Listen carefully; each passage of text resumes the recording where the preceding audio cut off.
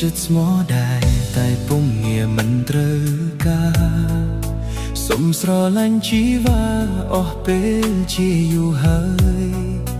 ចម្លើយរបស់អូនមិនចង់មានស្នេហាពេលកំពុងសិក្សាអូនថាមនុស្សប្រុសលើលោកនេះសុទ្ធតែក្បត់ក៏មិនជឿពាក្យស្បត់របស់ប្រុសណាឡើយហើយមិនមែនតែបងដែលសុំស្នេហ៍ត្រាន់ត្រៃនៅមានអ្នកចាំអូនទៀត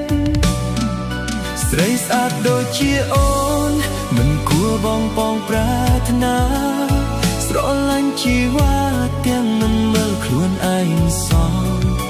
ពេលនេះគេអ្នកមកក្រោយបានអូនជាសង្សារបងគ្មានឡើយឱកាសក្បែរធ្វើជាអ្នកដទៃដូចមន្តតាបានដែរទេធ្វើជាមនុស្សមិនស្គាល់គ្នាតើល្អដែរទេព្រោះមិនចង់ត្រូវឈឺចាប់ពេលមាសមិនស្និទ្ធស្នាលគេបងគ្មានន័យសម្រាប់អូន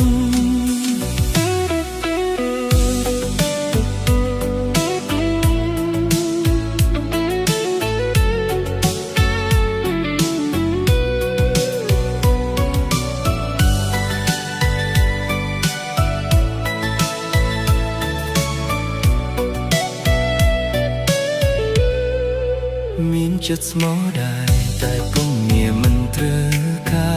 រសុំស្រឡាញ់ជីវ៉ាអស់ពេលជាយូរហើយចម្លើយរបស់អូនមិនចង់មានស្នេហាពេលកំពុងសិក្សាអូនថាមនុស្សប្រុសលើលោកនេះសុទ្ធតែក្បត់ក៏មិនជឿពាក្យស្បត់របស់ប្រុសណាឡើយហើយមិនមែនតែបងដែលសុំស្នេហ៍ត្រាន់ត្រៃ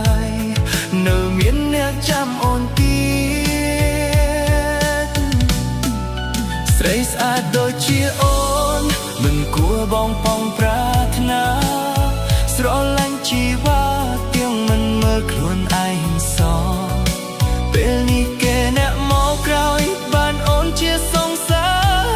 របងគ្មានឡើយឱកាសក្បែរ